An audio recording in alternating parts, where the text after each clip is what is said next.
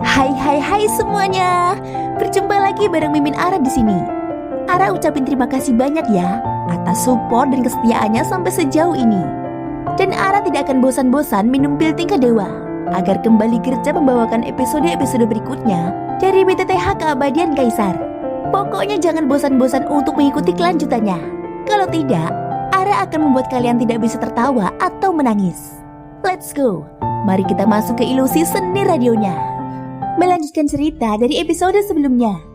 Mata Xiaoyan menjadi dingin dan momentumnya meledak. Dia tahu bahwa jika klon dewa asli masih ada, tidak akan ada tekanan sama sekali untuk menghadapi Susuo. Tapi sekarang Xiaoyan harus mengandalkan dirinya sendiri. Setidaknya sampai dia menerobos keabadian dewa, Xiaoyan harus bertarung melalui kekuatannya sendiri semaksimal mungkin. Hanya dengan menstimulasi potensi dewa, dia dapat lebih memahami aturannya. 7 langkah tapak dewa pembunuh. Xiaoyan juga melangkah keluar secara tiba-tiba, dan segera beberapa langkah kaki yang kokoh bertabrakan dengan keras dengan Susuo. Bang!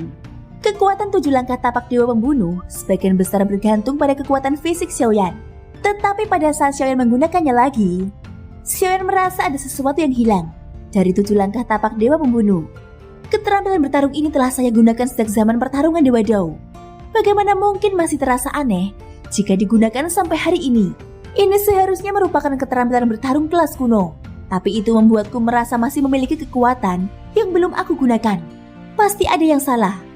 Selama pertempuran, Xiaoyan tidak sepenuhnya berpikir untuk membunuh. Sebaliknya dia memikirkan segala sesuatu tentang dirinya selama pertempuran.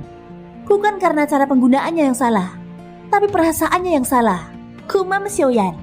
Saat dia berbicara, dia mengambil langkah perlahan. Dia awalnya mengambil 7 langkah berturut-turut, tapi kali ini Xiaoyan melambat. Telapak kaki tetap tertahan di udara untuk waktu yang lebih lama, dan setiap langkah sepertinya mengandung pikiran Xiaoyan. Kekuatan 7 langkah dapat diubah, dan setiap langkah dapat diintegrasikan ke dalam pikiran. Hanya dengan cara ini, kita dapat menjadi lebih kuat. 7 langkah tapak dewa pembunuh mengguncang. Xiaoyan mengambil langkah ke-6 dan memandang Susuo.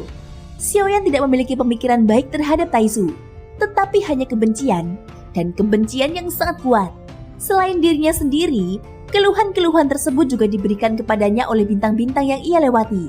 Keluhan-keluhan tersebut tidak dapat dilihat dengan mata telanjang, namun kekuatan ini nyata. Xiaoyan mengangkat telapak kakinya, dan dengan kecepatan yang tidak tergesa-gesa, dia perlahan terhenti di udara, dan kemudian jatuh ke dalam kehampaan. Bayangan kaki ke-7 sepertinya berkumpul dari ketiadaan. Langkah ke-7 ini bukanlah satu langkah. Dibutuhkan 7 langkah berturut-turut untuk memaksimalkan kekuatan skill bertarung ini. Maju selangkah demi selangkah untuk memaksimalkan kekuatan. Itu juga berisi pemikiran Xiaoyan. Bayangan 7 langkah Xiaoyan berangsur-angsur menjadi semakin kuat, membuat bayangan kaki hitam sepanjang 1000 kaki Susuo bergetar hebat. Sehingga ketika langkah ke-7 Xiaoyan jatuh, terdengar bunyi gemertak dan itu sebenarnya hancur luluh lantah. Tidak mungkin, kamu hanyalah seorang kaisar abadi. Bagaimana mungkin kemampuan bertarungmu bisa begitu kuat? Susuo terkejut. Rupanya dia telah membunuh terlalu banyak kaisar abadi sensi. Itu sebabnya dia memiliki keyakinan mutlak sebelum melawan Xiaoyan. Dia merasa bahwa Xiaoyan bahkan tidak bisa menangkap satu gerakan pun. Namun kenyataannya di luar dugaannya, dan kekuatan 7 langkah ini mengejutkannya. Jika kamu punya trik lain, buatlah itu. Jangan buka mulutmu terlalu lebar. Dasar idiot. Suara berat Xiaoyan keluar saat ini. Terkadang kalimat sederhana bisa merusak moodnya dan membuatnya bingung. Beraninya sampah sensi merajalela. Kalau aku di ketiadaan, mungkin aku masih takut padamu. Tapi jangan lupa, bintang ini sudah menjadi milikku. Taisu, kamulah yang terjebak di sini. Mungkin kamu mengira dengan kekuatan langkah ke-9-mu, kamu bisa keluar dari bintang ini. Hahaha. Jadi bagaimana jika aku kalah? Kamu masih di jalan menuju kematian, dan kamu pasti akan mati. Susuo tertawa terbahak-bahak. Kekuatan Xiaoyan memang mengejutkannya, tapi tidak sampai pada titik di mana dia takut. Bagaimanapun, dia adalah dewa abadi. Tidak peduli seberapa kuat Xiaoyan, dia tidak akan berada dalam bahaya hidup atau mati dalam berbagai kondisi. Tidak ada yang mutlak di dunia ini, ucap Xiaoyan. Sederhananya, segel bintang 5 melintas di antara alis Xiaoyan. Tidak ada klon dewa asli, tetapi kekuatan tubuh fisik Xiaoyan masih tidak lemah. dan bahkan jauh lebih kuat daripada Dewa Abadi yang bukan seorang praktisi fisik. Xiaoyan memiliki kartu truf, dan ada 3 senior yang belum muncul di labu Dewa Bermata 9. Namun kartu truf ini tidak datang dari Xiaoyan. Xiaoyan sendiri ingin menggunakan kartu truf tersebut. Xiaoyan sebenarnya percaya diri menghadapi langkah kedua keabadian dewa. Bagaimanapun dia masih memiliki klon dari Jinchan. Dengan melahap Taisu, kekuatannya telah menembus tingkat keabadian dewa. Namun saat ini, kekuatan terkuat Xiaoyan bukanlah tubuh fisiknya. Baginya api dan guntur adalah cara bertempur yang paling ampuh. Aku terkena api. Semua seranganku seharusnya bisa menyatu dengan api. Gumam Xiaoyan. Xiaoyan masih berpikir bahwa dia harus lebih mengembangkan kekuatan bertarungnya. Ini adalah arah baginya untuk menerobos keabadian dewa. Kelima jari itu perlahan menyebar, dan nyala api memenuhi telapak tangan. Rambut di belakang tubuhnya otomatis berubah menjadi 3 warna tanpa ada angin. Warnanya terus berubah, dan sudut mulut Xiaoyan sedikit terangkat. Aku sudah lama tidak menemukan perasaan familiar ini. Bang, bang, bang! Xiaoyan berteriak dengan suara arogan. Susuo tidak menunjukkan sarkasme apapun di wajahnya. Sebaliknya dia menurunkan sudut mulutnya yang terangkat dan menunjukkan ekspresi serius di wajahnya. Orang ini sebenarnya menyadari. Gumam Susuo. Inilah yang paling mengejutkannya. Dia adalah dewa abadi. Tetapi saat ini, dia menjadi batu loncatan menuju keabadian seorang kaisar. Kamu sedang mencari kematian, semut?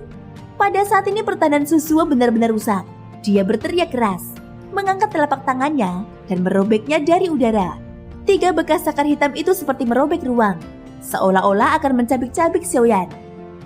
Api melonjak di mata Xiaoyan, dan dia tiba-tiba mengangkat lengannya. Api 3 warna masih ada, dan tinju api menembus kehampaan. Bang! Xiaoyan menggunakan kekuatan jantung apinya, dan tubuh dewa asli bintang 5 itu meledak. Tidak ada keterampilan bertarung yang terlibat, tetapi serangannya sama bagusnya dengan keterampilan bertarung apapun. Jantung api adalah keterampilan bertarung yang paling kuat. Serangan Xiaoyan saat ini jelas berbeda dari sebelumnya. Rasanya lebih vital dan dilengkapi dengan huam. Tidak dapat mengguncangnya dengan satu pukulan. Xiaoyan melancarkan pukulan kedua. Terlihat bahwa tinjunya tidak menggunakan seluruh kekuatannya, tetapi menggunakan angka untuk mengalahkan serangan Susuo. Mata Susuo dingin dan dingin. Saat Xiaoyan bertarung, dia membuka mulutnya dan cahaya dingin setipis rambut lembu terbang ke arah Xiaoyan, yang hampir tidak terlihat oleh mata telanjang. Namun meskipun dia kecil, Xiaoyan memiliki kekuatan jiwa dari alam di sekitarnya. Dan ketika dia mendekat, dia pasti akan menyentuh api Xiaoyan. Semuanya telah menjadi persepsi Xiaoyan. Dengan guntur jile, Xiaoyan menghindar dalam sekejap. Dan pukulan terakhirnya menghancurkan serangannya lagi. Ini adalah gerakan plot yang membuat mata Xiaoyan semakin dingin. Namun pada saat ini, lengan Xiaoyan mengirimkan gelombang yang kuat. Serangan Susuo barusan diserap oleh lengan dewa bom milik Xiaoyan. Susuo segera menyadari bahwa Xiaoyan telah menggunakan guntur ekstrim untuk datang dari depannya dalam sekejap. Dia sengaja ingin menjauhkan diri darinya. Tapi dia jelas meremehkan kecepatan Xiaoyan. Saat Xiaoyan muncul, Susuo ingin mundur. Tetapi cahaya tiba-tiba muncul di matanya. Seolah-olah dia melihat matahari sesaat. Dan kemudian, matahari menelannya ke dalam kegelapan dengan cahayanya. Yao Beng! Ucap Xiaoyan dengan keras. Hanya saja perbedaan kekuatannya terlalu besar. Dan waktu yang dimiliki Yao Beng milik Xiaoyan untuk mengendalikannya sangat singkat. Bahkan hanya sekejap. Tapi momen ini sudah cukup bagi Xiaoyan untuk mengayunkan tinjunya. Tinju yang dibungkus dengan 3 jenis api, serta kekuatan yang tersimpan di lengan peledakan, ditambah kekuatan fisik dewa asli bintang 5 Xiaoyan. Kekuatan pukulan ini cukup untuk mengguncang Susuo yang tidak curiga. Meskipun dia dilindungi oleh armor dewa Void Susuo, pukulan Xiaoyan telah sepenuhnya mencapai tingkat keterampilan bertarung kuno. Bang! Guntur jile membawa Xiaoyan bersamanya dengan kecepatan yang mencengangkan. Dan Yao Beng bahkan mengerahkan kendali pada jarak terdekat ketika dia mendekat. Seluruh sosok Susuo hancur menjadi bentuk busur oleh pukulan ini. Armor Susuo di perutnya tidak dapat menahan pukulan berat dan hancur menjadi potongan besar. Susuo menyemburkan seteguk besar darah, dan darah muncrat dari 7 lubang di tubuhnya. Kekuatan fisiknya lemah, yang sepertinya menjadi kelemahan orang-orang kuat Taisu ini. Setelah memiliki armor Dewa Void, hampir semuanya terlalu mengandalkan armor Dewa Void. Tanpa kemauan keras dan bakat fisik, rasa sakit saat menempa tubuh pasti tidak akan terlalu kuat. Xiaoyan tidak menunggu Susuo memiliki kesempatan untuk bersantai. Setelah Jile meluncur dengan kecepatan penuh, dia muncul di belakang Susuo dalam sekejap. Dia mengepalkan kelima jarinya dan memukulnya dengan keras lagi. Susuo memuntahkan seteguk darah lagi, terhuyung dan buru-buru mencoba yang terbaik untuk menenangkan dirinya. Dan dengan cepat melangkah mundur dengan ekspresi ngeri di wajahnya. Xiaoyan menginjak Jile dan bergerak cepat menuju Susuo di udara. Dewa abadi bukanlah tandingan keabadian Kaisar. Apakah kamu sekarang ingin melarikan diri? Apakah kamu tidak takut kehilangan muka? Suara Xiaoyan segera keluar dan dia kembali dekat dengan Susuo dalam sekejap mata. Bagaimana mungkin kecepatannya bisa dibandingkan dengan Xiaoyan yang memiliki guntur terhebat, jari pembunuh bintang. Xiaoyan mengangkat jarinya dan menjauh sedikit. Jari-jari emas padat melesat ke arah Susuo yang terhuyung-huyung karena panik. Saat Susuo meledak, segel emas meraung masuk, bertabrakan keras dengan jari pembunuh bintang Xiaoyan dan meledak dengan hebat lagi. Keduanya bertambah dan berkurang dan akhirnya keduanya menghilang. Susuo menstabilkan sosoknya dan sosok lain muncul di sampingnya. Su Huai yang baru saja memblokir Tianwu. Su Huai diselimuti cahaya keemasan dan segel Buddha penekan iblis menyegelnya. Tampaknya telah berubah menjadi patung batu yang membuat Xiaoyan sedikit mengernyit begitu mudah sehingga dia tidak bisa bergerak. Ada jarum penekan iblis yang ditinggalkan oleh Buddha di tubuhku. Perlu beberapa saat untuk membuka segelnya. Setelah aku membukanya, aku akan membantumu. Setelah iblis Tianwu disegel, suaranya masih keluar yang ditransmisikan ke Xiaoyan. Xiaoyan melihat sekeliling dan dia dikelilingi oleh Taisu. 3 monster lainnya tidak tahu kemana mereka pergi. Dan mereka tidak tahu apakah mereka sudah mati atau hidup. Saya khawatir mengejar Buddha adalah sebuah kebohongan. Tetapi mengambil kesempatan untuk melarikan diri adalah kebenaran. Ketiganya. Tapi situasinya sangat buruk sekarang. Dan evakuasi sementara adalah pilihan terbaik. Ini adalah situasi pengepungan dan penindasan. Dan Xiaoyan berjuang sendirian. Berikan semuanya padaku. Dan aku akan membunuhnya di sini. Alam kegelapan kekosongan. Su Huai berteriak dengan suara yang dalam. Tekanan kuat datang ke Xiaoyan dan gerakan tubuh Xiaoyan tiba-tiba menjadi lebih lambat. Seolah-olah ada tangan tak terlihat yang mencengkeramnya sepanjang waktu. Kekuatan yang baru saja ditunjukkan membuat kedua pria Taisu itu tidak lagi ingin melawan Xiaoyan sendirian, melainkan bersiap menggunakan cara konsumsi ini untuk menyeret Xiaoyan hingga mati. Sejumlah besar prajurit Taisu bahkan lebih ganas lagi. Kemudian dia bergegas menuju Xiaoyan terlepas dari hidup atau mati. Xiaoyan mengangkat tangannya dengan tegas. Dan nyala api melonjak di telapak tangannya. Ketiga api itu dengan cepat terjalin dan menyatu secara mustahil, membentuk teratai api 3 warna. Cara terbaik untuk membunuh sejumlah besar orang kuat Taisu ini adalah dengan menggunakan teratai api marah Buddha 3 warna, yang kekuatannya dapat membunuh banyak orang dalam sekejap. Teratai api membengkak hingga menyelimuti area sekitarnya. Baik Susuo maupun Su Huai merasakan bau kematiannya dan segera meluncur dan melesat ke belakang dengan kecepatan penuh. Setelah teratai api meledak, semua prajurit Taisu di dalamnya berubah menjadi bubuk. Bahkan mereka yang cukup beruntung pun menderita luka dalam yang parah dan kehilangan kemampuan bertarung. Xiaoyan tidak menyerah di sini, tetapi ingin melihat berapa banyak hal yang dilahirkan oleh Taisu ini. Sekarang konsumsi Xiaoyan dalam menggunakan teratai api Buddha 3 warna tidaklah besar. Setidaknya dia bisa menggunakannya berkali-kali tanpa banyak kerugian. Kalau begitu, satu lagi. Bang! Prajurit Taisu yang awalnya berkulit gelap dan padat segera tampak layu di bawah ledakan 2 teratai api marah Buddha 3 warna. Tapi bintang ini sepertinya telah dilubangi oleh Taisu. Ada banyak gua di tanah dan jelas itu adalah tempat lahirnya Taisu.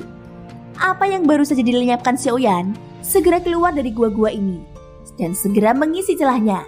Taisu bahkan menggunakan perlindungan yang kuat untuk menutup seluruh area di sekitar Xiaoyan. Dan kekuatan teratai api marah Buddha dikendalikan.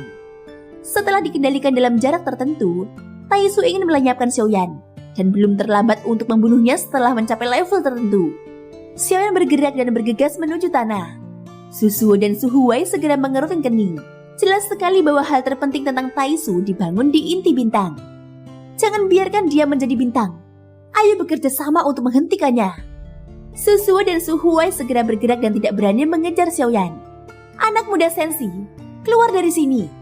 Keduanya berlari dengan kecepatan penuh untuk menghentikan Xiaoyan. Tapi Xiaoyan lebih cepat dan mereka tidak bisa menghentikannya sama sekali. Saat terbang menuju inti bintang dengan kecepatan penuh, tangannya terus berganti dan terus memadatkan teratai api Buddha. Meski Taisu tidak bisa dibunuh, Xiaoyan berencana meledakkan benteng Taisu hingga hancur. Bang! Teratai api meledak di tengah bumi, memaksa Susuo dan Suhuwei melarikan diri. Sial, kenapa orang ini begitu sulit untuk dihadapi? Jika dia masuk ke dalam inti dan meledak, kita akan menderita kerugian besar, ucap Susuo. Xiaoyan mencapai inti bintang dalam beberapa saat dengan kecepatan penuh. Bagian dalam seluruh bintang hampir berlubang. Di angkasa yang luas, jika dilihat sekeliling, terdapat kantung darah padat, seperti telur serangga menutupi seluruh ruang inti. Namun kali ini, Xiaoyan melihat sesuatu yang berbeda. Ini bukan pertama kalinya Xiaoyan melihat kantung darah, yang normalnya tidak besar dan bisa menampung ukuran orang biasa. Namun di antara kantung darah tersebut, sebenarnya ada yang besar dan ada yang kecil yang menerangi lingkungan yang gelap. Melalui cahaya bayan, samar-samar terlihat bahwa di antara kantung darah dengan ukuran berbeda-beda ini, tidak semuanya merupakan sosok di dalam kandungan. Namun ada pula yang menyerupai serangga dan ada pula yang menyerupai binatang ajaib. Dengan sumber daya yang cukup, Taisu juga membuat kemajuan. Mereka ingin membiarkan binatang yang lebih kuat, yang memang mungkin dilakukan dengan kemampuan mereka. Mata Xiaoyan menyipit dan Taisu melambat. Jelas bahwa dia memiliki tujuan lain. Memiliki sumber daya yang cukup akan mempercepat membuat semua kekuatan menjadi lebih kuat. Namun dengan tatapannya yang menyapu, masih ada pemandangan yang membuat mata Xiaoyan terbelalak. Naga. Thank you guys sudah mendengarkan ceritaku di episode kali ini sampai akhir. Ikutin terus kelanjutan episode berikutnya ya. Semoga hari kalian menyenangkan. Sampai jumpa dan bye-bye.